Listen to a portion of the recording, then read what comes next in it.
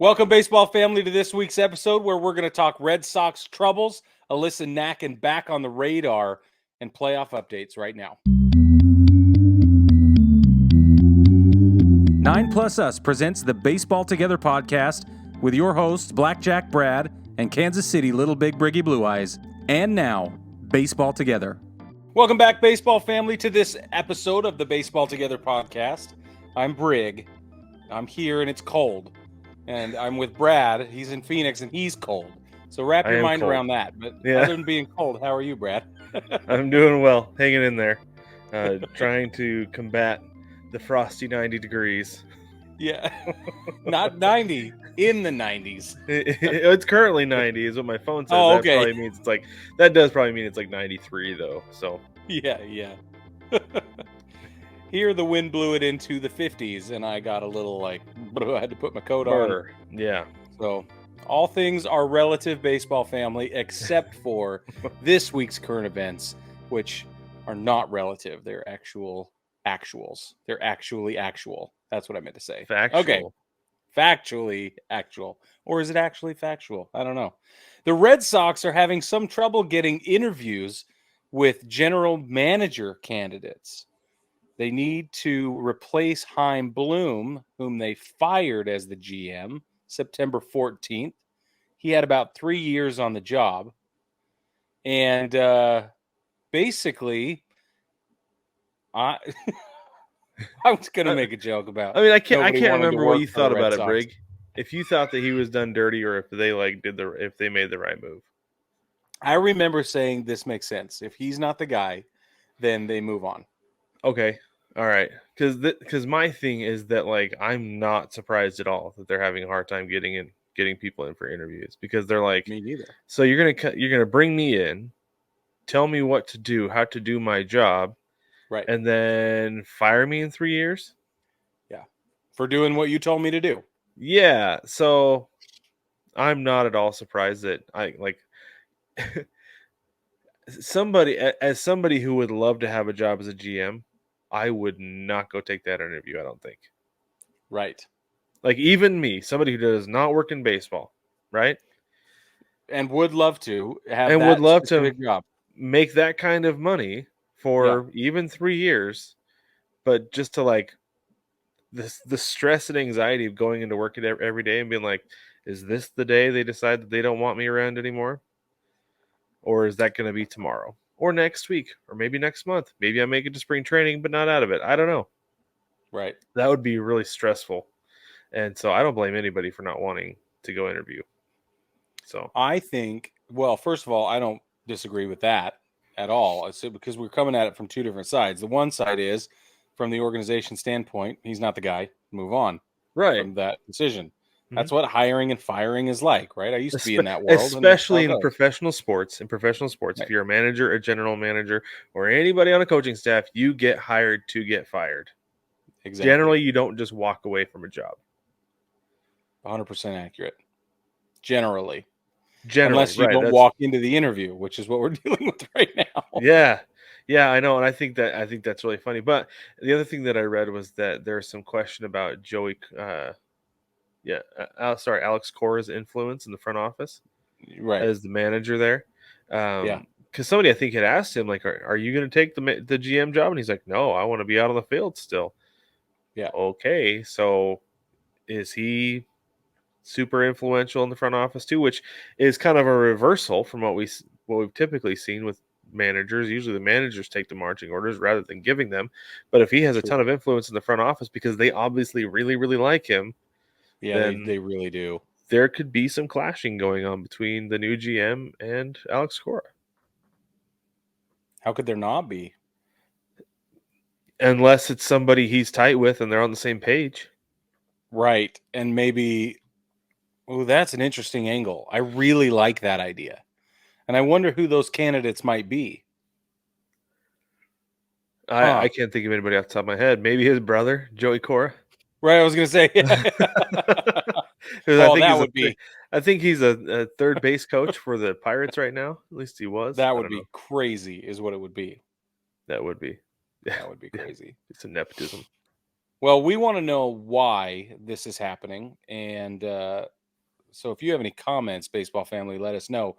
But before we get too much further into the show, we want to let you know that sports betting has been rapidly rising in popularity. And so we found a way to connect all of you with opportunities to get either started or get ahead. I would be in the get started camp. Brad would be in the get ahead camp, as he is a savant, basically. I Okay. don't know if I would say savant, but I I had know some you're success really this good year. at it. Having multiple sportsbook accounts, though, is the simplest way to maximize your profits, and there's never been a better time to sign up for many different opportunities. So now you can go to our page, which is signupexpert.com/baseball, and you can be connected to all of the sportsbook in your region, along with a review of each platform and all of its unique benefits. All of these sports books have valuable sign up offers and for new users. And when you register through the Baseball Together link, you will automatically receive the top offer for new signups at each one. So when you use multiple sport books, it ensures that you can always access the best available odds. And that's a big key for successful sports betting, as we're learned this season. So if you want to take advantage of this benefits and this opportunity, and if you want to support the show at the same time, sign up for your next sports book at signupexpert.com/baseball. As always, there's going to be a link in the description. And one little caveat on the back end of that, even if you're in areas where sports betting is not legalized, there are opportunities for you to continue to engage in that world. And this is a way to do that, not illegally, but in the legalist ways. And I'll bring myself up as an example. I'm currently in South Carolina. Sports betting is not legal, but there are ways for me to play different markets and do different predictions and things like that. And it's been a lot of fun. I've been playing around with it. So when you go to that link, it will jump you to, based on your region, all of the different sports books that are available to you. If it is illegal or otherwise unavailable for you to do, it won't even come up. So don't even worry about it. Yeah, and it'll show whatever is legal for you. So you don't have to Exactly. worry about anything like that. So if you're That's all saying it'll I show. can't play DraftKings in my state, go ahead and check anyway, because there might be something that you can play in place of that. So Right. Like I can't do DraftKings, but I can do Jock Market. Jock Market was really fun. It yeah, that was looks a like a lot of lot of fun. fun. It was really fun. So anyway, jump in there and look around. All right, let's move on. Brandon Woodruff of the Brew Crew, because we're going to talk about them still. Brandon Woodruff of the Brew Crew could miss the entire 2024 season after having shoulder surgery. Now, we'll talk about that more in a minute, but he's already missed about 4 months of the 2023 season with a subscapular strain in his throwing shoulder. This is who we meant when we were discussing it during the wild card series. We mistakenly said it was Corbin Burns. Brad officially apologizes, I but do. that does not take away from the fact that one of the Brewers pitchers, in this case Brandon Woodruff, is likely going to miss the entire 24 campaign, which could also cause him to take a pay cut because he is scheduled to become a free agent after the 2024 season. I think So that's this the is one of those. biggest thing right there, right? It is. This is one of those perfect storm, like ugly scenarios for guys who end up needing to have some sort of corrective surgery or medical procedure or something like this. And it's either, it's either announced right at the beginning of their free agency or leading into their free agency. This is Shohei Ohtani's dealing with some of this right now too. Right. And so it's not just, it happens to a lot of people is what we're trying to say. Yeah, and speaking of Otani, and I think Woodruff is kind of in the same boat. I've seen people say that Otani, wherever he goes, nobody should give him more than a 2-year deal. Let him DH next year, and then see how he pitches on that second year. Give him a prove it deal, right? Sure. Yeah. Because since we already know he can hit, like that first year is not a prove it. It's just like, okay, just come play and rake for us. Yeah. But then the Yeah. second year is the prove it part of the deal, where let's see if you can still pitch. And Brandon Woodruff very well could end up getting a 1-year prove it deal at a discount, and I'm sure he'll understand that because he's coming back from rotator cuff injury, which for a long time was, like Tommy John, the kiss of death. right? Yep. Yes. And so I think what we'll see with Brandon Woodruff is we'll see him come get a 1, maybe a 2-year deal. Maybe he'll get like a second year on a team option on a prove it Something. deal, so he can come out and prove that he can still pitch after missing an entire season and coming back from that. That's a significant injury. It is. So Now, I did see somewhere, and I hope this is accurate, but I did see somewhere that it's an arthroscopic procedure. They're going to go in and open him up, which is awesome. you said it's an Because we do arthroscopic not- procedure? That's what I think I read. Okay. So in the event that it is arthroscopic, that will cut down on recovery times and certain Mhm. levels of complication. I've had 2 reconstructed shoulders, so I know a little bit about it. But that's a good thing. That's a good thing. Yeah. And usually they go to arthroscopic option anyway these days. Yeah. So Mhm. it's rare that they'll open you all the way up anymore, but Mhm. they will if they have to. In this case, it just seems like it might not have to be. It's good for him. It'd be really good for him. All right, let's move on to San Francisco. We're going to jump across the country here because the Giants fired Gabe Kapler, as we all know, and my fiance is distraught. Okay, Oh, really? very Oh, yeah, excited that's right. about- Yeah. yeah, she's very excited about his future GQ model opportunities and different things like that. I think it's hilarious. But in the interim, the San Francisco Giants have got to have somebody to fill that spot. And interestingly enough, they have interviewed Alyssa Nakken for the manager's position. This would make her it is the first woman now to ever interview for a Mhm. managerial position in Major League Baseball. Not just to have the opportunity, but even interview at all. Mhm. And that is a laudable accomplishment in and of itself. Now, many of us who want to see this happen, something like this happen, are waiting for the next shoe to drop when she actually gets hired. Mhm. And that'll be really exciting. But she has been with the organization since 2014, and she joined the big club as part of the coaching staff in 2020. So she already has on-field experience.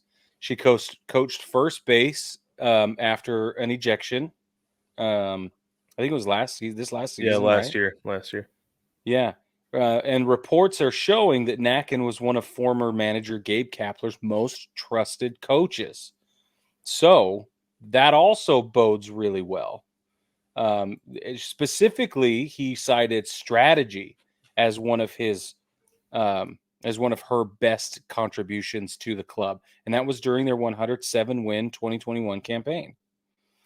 So the Giants, they're also interviewing other people. They've interviewed a couple of other people from Kapler's staff, and former catcher Stephen Vogt is now set to meet with the team this week, it appears.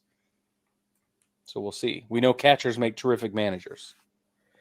A lot of the time, yeah, they do. I think this is awesome. I think it's really great for her, great for the Giants. I think it's an excellent opportunity.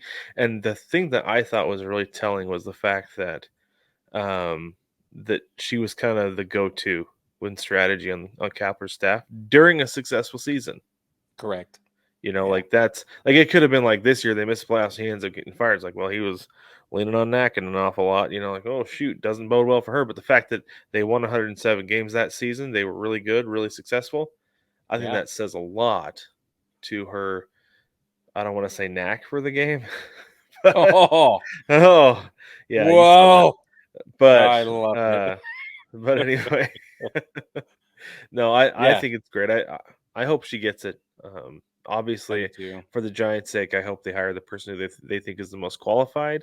And from what we've seen and what we've been told about her, based on what we've read in reports and things like that, she seems like somebody who is certainly qualified to a certain level, right? Capable, yeah. Yeah, capable. Yeah, definitely. So when I was reading this, I was like, well, shoot, didn't Jessica Mendoza? No, she didn't. She was right. Her name was kind of in the mix for the GM position It was a GM, with the Mets. And I think it was Billy Epler was the one who got the job instead, wasn't he? Yeah. It worked out for him real well. That's great. Maybe somebody anyway. should call Jessica again. Maybe. Actually, Steve, what's his name's there now, so it doesn't matter. But yeah, it's true. But anyway, no, it'll be interesting to see how that all plays out. All right, let's move on. The Phillies beat the Braves again. And this was in the ALDS. I know it's long gone, but we did promise that we would come back and touch on a couple of things, and we're going to deliver on that promise. So I'm going to say this stuff, Brad, and then I'll go ahead. Go for it. And then I want to hear your analysis of the final game. But so the Atlanta Braves have had 3 different franchise locations. They've been in Boston and then Milwaukee and now in Atlanta. That's been since like 85 or something like that. I went all the way back. I looked at every postseason appearance that the Philadelphia Phillies have ever made, ever. And I wanted to see how often they matched up against the Atlanta Braves in the postseason. Because I heard somewhere that the Braves have never beat the Phillies in the postseason, ever in the history of ever. And I was like, come on, that can't possibly be real. Sure is real. Okay. That's 100% exactly accurate. So it gets worse. Okay. Not only have they never beaten the Braves, or the Braves have never beat the Phillies in the playoffs ever. They've only faced one another 3 times in the history of baseball. That's 3 times now, right? Yeah. This is the 3rd time. It's funny because I was like, when I heard they've never beat them in the postseason, like, oh man, there's like several times in the 90s, had to have been like way back because these teams have been around forever. But it's like, no, never all 2 times. Right. Never makes it sound extensive, So for those of you who heard what we heard, and it was like the Braves have lost to the Phillies in every single postseason contest. It's like, true. There have been 14 games combined across three seasons where they've played each other at all in the postseason. I'll tell you exactly what they are. Right, the first time the franchises even faced off against one another in the postseason was in 1993.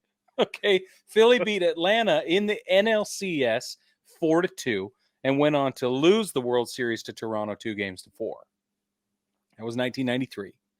The second time the Phillies and Braves faced off in the postseason was 2022. It was last year. For those of you who might have lost track. That's it. And then this year, oddly, Philly defeated Atlanta last year in the NLDS 3-1, and they defeated Atlanta this year in the NLDS 3-1. So there's your little factoid for you, for any Braves fans who are feeling extra down about their Philly counterparts, or any Phillies fans who are feeling riding a little high against their history with the Braves. Yeah. So something about this last game, real quick. Let's jump into this just for a couple minutes, Brig. So Nick Castellanos became the first player ever to hit multiple home runs on back-to-back nights in the postseason, right? Right. Which is amazing. Castellanos, like I said, going into that like Thursday night when we were live, is like, man, he is HOT hot right now. Absolutely. Correct. He is Hansel, so hot right now. And so then after the game, the thing that I thought was the best was so funny was he's talking to Matt Weiner from TBS, and Matt Weiner just says, "You're the first player ever to hit multiple home runs on back-to-back nights in the postseason, and your team's going to the NLCS to face off against the Diamondbacks." And then he puts the mic in his face, and Castellanos, I thought this was fantastic. I love that he did this. He goes, "Where's the question?" Yeah. Because this is the thing that drives me crazy, Brig. One of the reasons I wanted to like go back to school, go to journalism school, was to learn how to become a better interviewer, because I was pretty timid about that. Going into school, I was like, man, I don't want to ask these guys stuff. They know way more than I do. But that's like it, right? Ask what you want to know, you know? But one of my big things was like interviews, post-game pressers.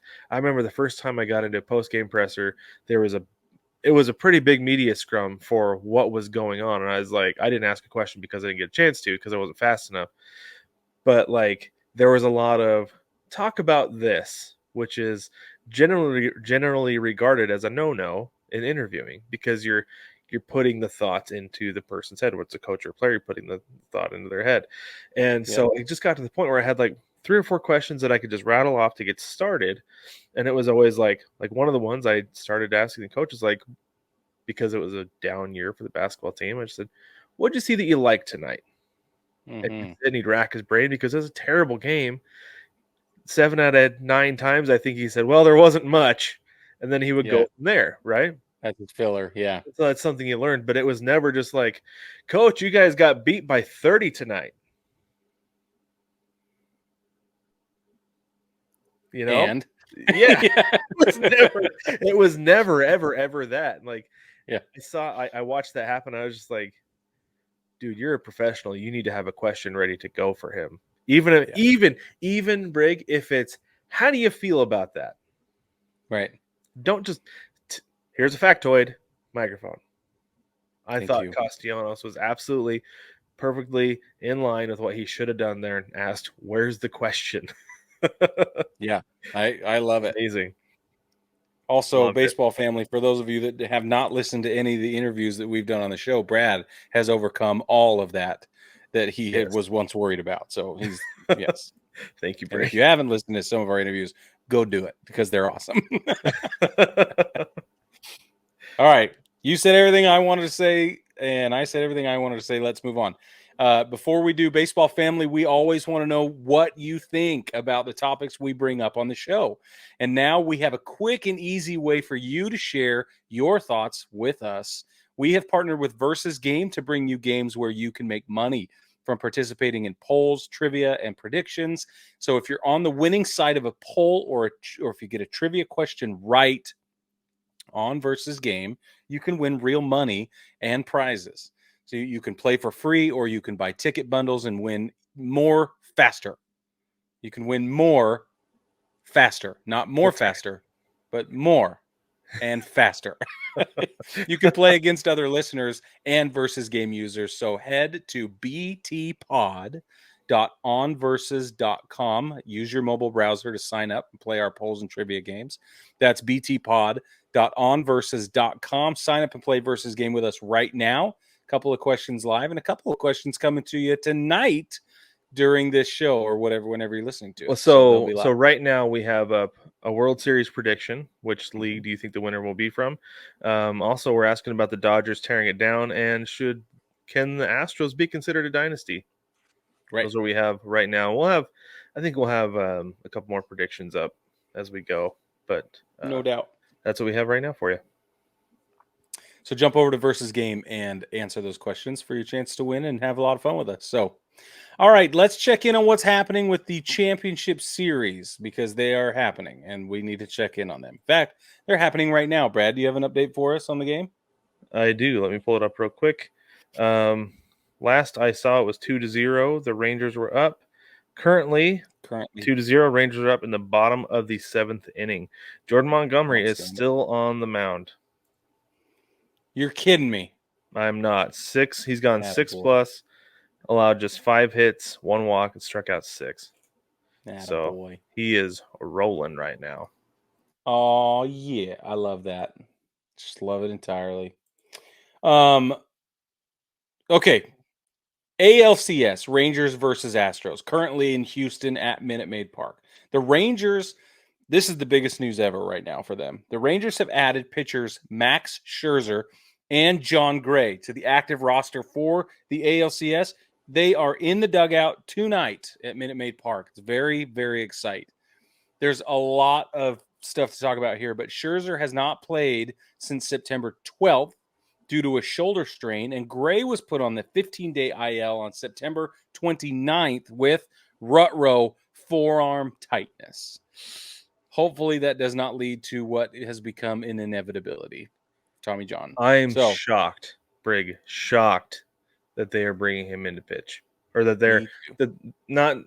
they haven't brought him in yet, but that he is available to pitch because that injury is so scary. And not only that, but like in the postseason, do you want a guy with forearm tightness pitching? No. Because guys struggling is one of the signs that leads to Tommy John. Right. And a forearm strain and everything that leads up to it. Oof. I would tread very carefully if I was Bruce Bochy. I know they're planning on bringing him in primarily as a relief pitcher, and that's how they're managing that bullpen that's weak anyway. Yeah. Is moving some starters around into the bullpen to help out with that. But man, I would have Gray as a break glass in case of emergency situation. And even then, I don't know if that's the answer. Yeah, I don't know either. Maybe use him as a relief guy, like you said, but in situations where they're ahead, where it's a closed door, and all they got to do is give everybody else some time off. Got to have somebody eat some innings. Yeah, like that. Yeah. That might be the time. Up And that or is a down and need useful somebody to eat tool. innings. Yeah, it Right. is. It is nice to have a guy in your bullpen who can do that because the Mariners did that with Chris Flexen eventually. That became his role as the inning eater, right? Well, and it's a great option. It is a great option for him because sometimes you reach a certain situation where it can't get a whole lot worse. You're like, if he goes out there and gives up 3, it was out of hand anyway, right? I was just gonna say it's the inning eater will come up to one of two situations: you're way ahead or you're getting murdered, and that's it. And either way, you're just waiting for tomorrow. So, yeah, I think that the problem is with as good as Texas starting rotation has been, at least the first two guys, Evaldi and Montgomery. Mm-hmm. I wonder whether we'll ever see that situation develop on either side in this series. I don't know that the situation will ever get that out of hand in this ALCS. Yeah, I don't know either. I don't think it will. The Astros have some good pitching too, is the thing. They do. So this is the thing. I was thinking about this series tonight before it started. And this is what I came up with. If I was going to go just down the list and say who has the edge where, starting with starting pitching, I do feel like the Rangers starting pitching is deeper. Right? I do too. That's what I would say that. Yeah. They'll probably go 1 through 4, right? Yeah. And I think 1 through 4, it's better, especially if Scherzer can come back and pitch like Scherzer. Then it's no brainer. Yeah. Edge to Texas. Relief pitching to Houston, hands down, easily. Like I said, Bochy's done a good job with kind of piggybacking starters into that rotation or into the bullpen and helping with that. But at the same time, though, it doesn't make up for like the Astros. Like postseason Ryan Presley is a different kind of guy. Postseason Ryan Presley is 13 for 13 in save opportunities career. There you go. Listen to that. He's a no miss in save opportunities so far in the postseason. Yeah. So it's nuts. Yeah. Okay. So continue. I would give it to them offensively. This is the thing that's crazy. Offensively is that the Astros have some of the scariest bats in the league the last 4 or 5 years, but the Rangers offense this year was one of the scariest in the league. Like Corey Seager is as consistent as they come. He's hitting over 400 coming into this game tonight. Dude, that guy is otherworldly. And it's funny because when he first came into the league and Kyle Seager was playing up the whole Corey's brother thing, Yeah. He did tell somebody in a game. I think he got into the press box somewhere in the postseason or something like that. And he told him, he said, I built that swing. Really? That was thanks to Kyle Seager. Kyle Seager was a great hitter as well. Yeah, so sure. I'm not shocked at all that Corey Seager, who's the more athletic of the two, has turned out to be who he has been. But top to bottom, though, like Adolis Garcia, that dude's a machine. Dude. To me, he is just about as frightening as anybody in that box. Like, you've got Jordan Alvarez on the other side. I would say that Adolis Garcia is the dude for the Rangers. You think so? You think between him Did you watch his at bat against Verlander tonight? Yeah, I did. There was one of them where it's just like, he doesn't have anything he can do. Like, he's lucking out by Garcia fouling a couple pitches off. Okay, but Verlander, at least as far as I watched, couldn't hit anything. He was missing the zone every time I turned around. He threw 2 or 3 curveballs in a row trying to get some chase swings, and it never happened. And he just sat there frustrated. So maybe he was hitting his spots. So maybe it's unfair to say the one for me was that a lot of guys will rear back and throw that high fastball because it's impossible to catch up to. Yeah. Garcia caught up to it. He was a little under it because it was a little high. I think Yeah. it might have had some ride on it. Like we talk about that sometimes. Yeah, with the ride, yeah. And he got a little bit under it, and he fouled it back, and he was angry because he's like, man, I was right on it. That's it. Yeah. Right on that high fastball. And you connect to the high fastball, it's going a long ways. Especially if you're a big boy like that, and you got some serious muscle. Yeah, dude's a linebacker, man. Yeah, he's a linebacker. That's exactly right. But no, I Adolis don't know Garcia that is a dude in that lineup I'm legitimately afraid of. But okay. I don't disagree with you, but he's a right fielder. I thought we were talking about designated hitters. No, I was saying like offensive ability though. Oh, okay. Because I'm like, if saying. you're looking at the designated hitter, Oh then yeah, you I give that want to Alvarez all day long. Right. Yeah. Well, Because because the I mean, Rangers sometimes got what? Garver is their guy? It's not. Yeah, I think it's so. Not even close. Yeah, no, not even close. But I mean, you put Alvarez out in left field, then you say, okay, now we're looking at outfielders head to head, right? Yes, because that happens sometimes.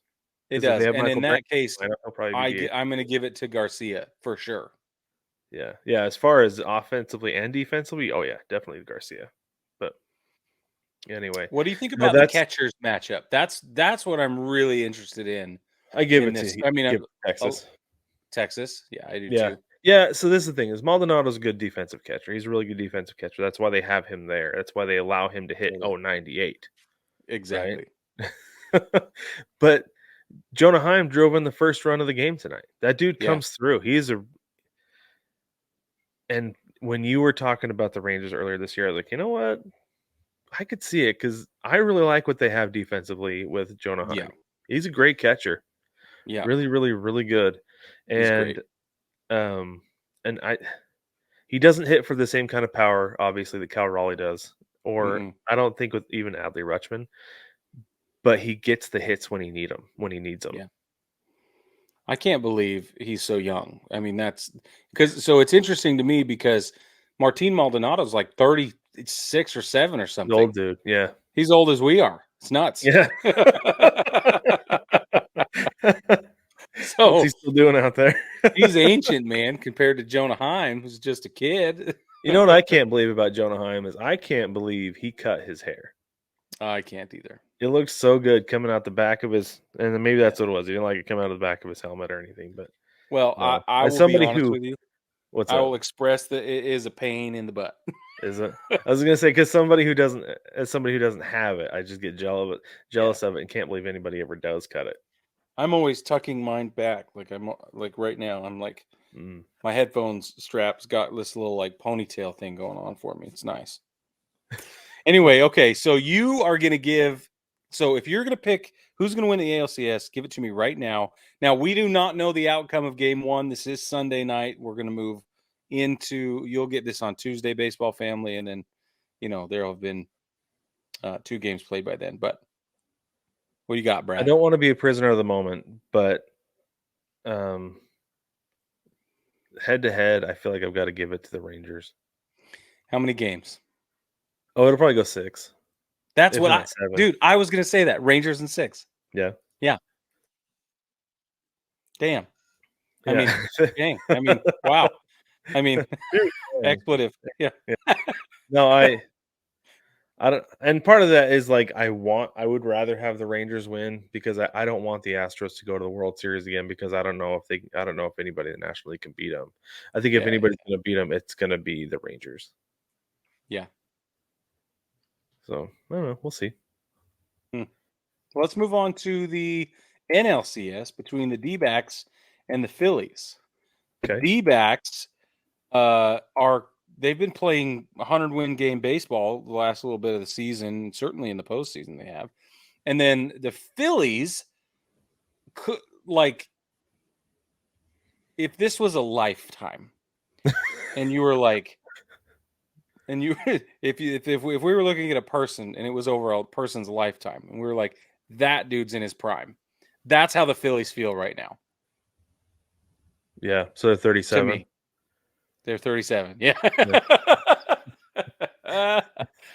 But how do you argue with that? Honestly, they've got the only thing that is slipping for them that I can see is Real Muto's defensive capabilities have slipped just a hair, and because he's not throwing guys out like he used to, and his the shortstop position is just a hair weaker. And if you want to talk about Kyle Schwarber. Three That's it, true though. outcomes, Kyle right? Schwarber's the gray hair on this dude's head or whatever, right? It's Yeah. distinguished, and we are not sad about it, but it's the sign. Yeah, you might be right about that. Yep. But this is the thing that's funny about this team too, is that like Nick Castellanos, like I said before, is otherworldly right now. That dude is playing at another level and just cannot and won't be stopped. Yeah. I saw a list today where somebody ranked was it everybody in the postseason, the top 40 players in the postseason, and Bryce Harper was ranked number 40. And I was like, Really? I don't think that's right, because October Harper is a completely different animal, right? Like way. it is insane the level he goes to in October. And I mean, it's like Nick Castellanos right now, and Bryce Harper, all he needed was a little, and I don't want to say all he needed was a little bit of motivation, but a little bit of extra motivation, I think, took him into his next gear. And he really took it out on the Braves. Any frustration or angst that he was feeling toward what Orlando Arcia had said. Yeah.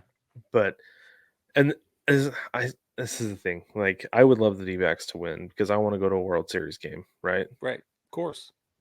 But man, I don't know how they do it. The Phillies are playing so good right now. Can they do it? Yes. How? Beats me. Their pitching will have to go. We'll have to find another gear. Because Zach Gallen is really good and is going to finish probably in the top. I think he'll probably finish top 5 in the Cy Young voting, right? Yeah. If he doesn't win it, because he had a great year, He had a great year, and he's having a great postseason. He is, but he has his moments where it's frightening, and you're like, yeah, if he can't do it, who is? Merrill Kelly maybe, but I don't know. Yeah. So that's the worry, is that can their pitching withstand the potential barrage of the Phillies offense? I don't know. I don't know either. And I think I think when you, let's see, what's the guy's name really quick? Ranger Suarez, Super Duh, is dude's a beast, man. Brig, the thing about Ranger Suarez is that all year long, I was just like, okay, he's gonna fall off eventually, right? Like he's not gonna continue to be the guy that he has been, to the point, Brig, that if he was pitching and I was putting together a parlay, I would bet against the Phillies. Right. I lost a lot of money to Ranger Suarez having really good outings. Yeah. I think that when you talk about, okay, the first thing I want to say, I got to go back to Bryce Harper, because you're absolutely right about Nick Castellanos and Bryce Harper. But if we're going to compare Christian Walker to Bryce Harper, just a position by position breakdown, because we have to, right? You have to think about it in those ways. And I think that Christian Walker, I've been saying, is an unsung talent for I don't know how long. I really like Christian Walker. His defense is terrific. Like, it just is terrific. Gold Glove caliber. He finally got a Gold Glove. Certainly is an all-star caliber player defensively. It's his offense that is not as elite as you'd want it to be. Bryce Harper, he can go on streaks, right, where he's hitting really, really well, but the opposite of that is not good. But Bryce Harper is a monster at the plate. Just an unbelievable, like, otherworldly monster at the plate, especially in the postseason. And what he leaves to be desired at first base defensively is not enough for me to offset what Christian Walker brings to the table, and might diminish on the other side offensively, right, that you might lose. So if we're looking at position by position and we're looking at certain like inconsistencies and where are they uneven. That is the biggest disparity for me, is how uneven they are at first base. I could see that. Yeah. So I saw this on Instagram. I think it was today. Somebody's asking Bryce Harper about how he's able to stay so calm in the big moments and not get nervous about it. And he's like, "You kidding me?" He's like, "I dropped out of high school at 16, got my GED, and went and played JUCO ball." Yeah. He's like, "My whole family was counting on me making it because they thought I could, and the financial, like, I don't want to say repercussion, but the financial benefit of that was going to be immense for my entire family." Yeah. He's like, "That's where the pressure is." He's like, "I've made it. There is no pressure. This is fun." And the Right. fact that that dude doesn't feel any pressure in the postseason, despite everybody like, Harper's got to win a World Series, Harper's got to Harper's got to still. Like, he's like, "No, this is fun. Like, Yeah. I'm loving this right now." The fact that he can go out and do that in the postseason speaks volumes to his ability. Yeah. I think that we have to address Kyle Schwarber a little bit, because I think Brandon Marsh does a good job in left field, and Kyle Schwarber does an okay job in left field, and at the plate is where things start to get really funny. So it is interesting because I would obviously I'd way rather have Brandon Marsh in left field. Way. So much faster, so much better defensively. But this is the thing. It's like, what's the situation with the two, right? Right. Offensively. Like, do you have two guys on? You need a 3-run home run to tie the game in the ninth? Give me Schwarber. Right? Because there's a good If chance you it's can going to afford happen. the strikeout opportunity or possibility. Yeah. Yeah. Because on the other hand, like, I wouldn't be surprised if Marsh ripped one into the gap and two Into the gap. of those guys scored and he's standing on second by the time things are done. Or Marsh advances the runner from first to third in that situation, and then it's with the same bloop single, right, into the gap, Mm-hmm. and then steals second base to take away the double play opportunity. Yeah. So are you I could saying see you would that. rather have Marsh over Schwarber, like I all th- around, all together? I think so, and I'll bet you he starts most of these games. You just watch. I'll bet So, you that well, they so start I Brandon could see Marsh. Schwarber being the DH, right? So who do you Yeah. DH if you don't have Schwarber DHing? Because Uh, that I think that's the solution. you're Because you right. want to have Schwarber in the lineup still, You right? do. You absolutely do. That's a good question. Because they have to have somebody. Who would Mm-hmm. it be? Instead of Schwarber, I think that's just your guy. That's who you It's have as got a to be DH him. position. Especially if you really want Marsh's defense, and you want to keep that consistent, then the only place for Schwarber is DH. And you're right. You have to have him in the lineup. Yeah. And I don't think Schwarber is a defensive liability. That's not what I'm saying. But he is a lesser defender than Brandon Right. Marsh. Yeah. It's Yeah. a semantic difference, but I feel like it's an important one. Yeah. Because even like Schwarber is listed on the lineup just as DH. He's not even listed as an outfielder anymore. Okay. Well, see, there So you go. yeah. Yeah. No, it's interesting though, because I don't want to get too much into it right now, but like next year when Rhys Hoskins gets back is when it's going to get fascinating with that team. Ooh, yeah. No matter what happens this postseason, it's going to get really interesting when Rhys Hoskins gets back. I agree. So. One last thing, position by position. I was reading up an article somewhere. I think it's MLB that did it. And they were talking about Gabriel Moreno behind the plate for the D-backs versus Nick Costa or JT Realmuto. And it was a really interesting side-by-side comparison because they are not necessarily evenly split or evenly. They don't keep. How do I say this? They're not. It's not a 1-to-1 matchup. That's what I mean. If you look at Okay. stat by stat, it's not 1-to-1, but it feels 1-to-1 when you're watching them manage a game and when you're watching them even at the plate. Mm-hmm. Even at the plate, Moreno does a great job, and he's so young. Mm-hmm. So it's fascinating, man. It is fascinating, and you almost have to give it to Real Muto, right? Because For experience. he's got the experience. Yeah. got the postseason experience.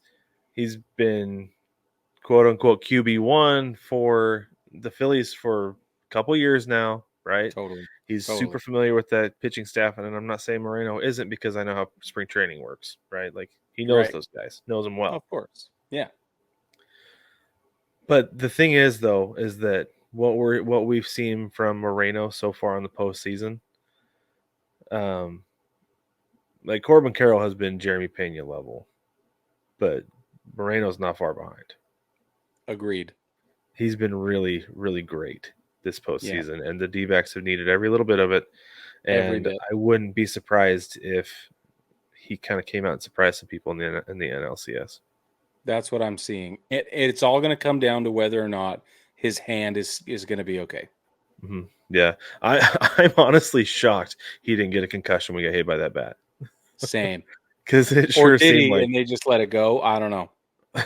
Well, if he did, it doesn't seem to be affecting him, because he's still playing really well.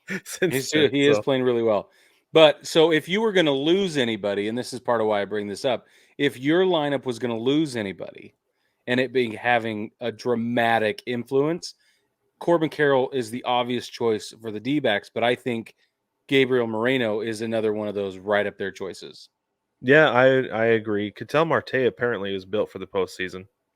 Didn't know that because he's never had an opportunity. Yeah.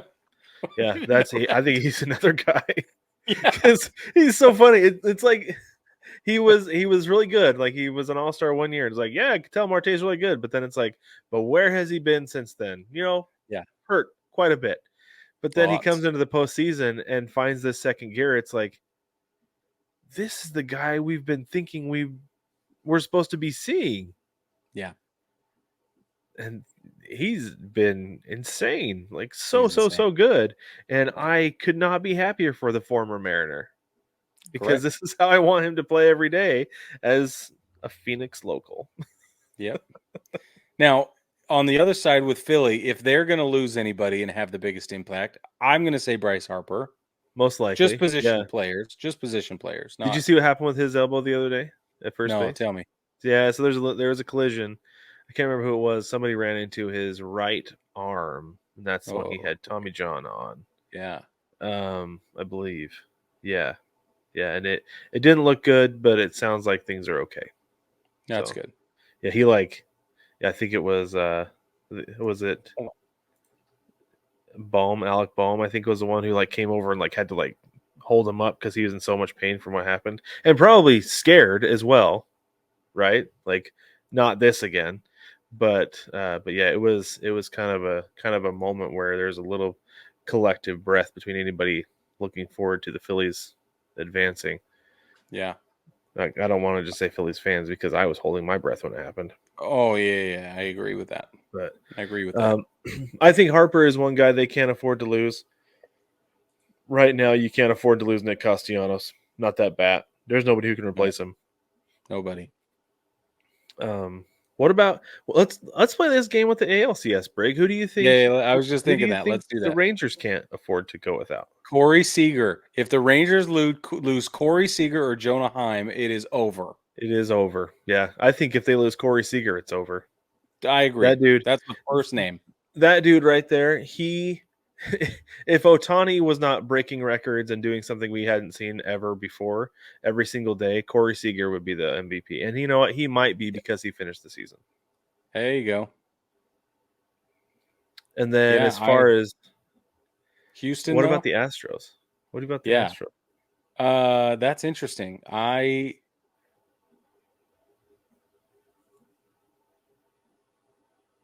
don't know, Brad. That's the thing that's crazy about this team, is they're so deep. They are.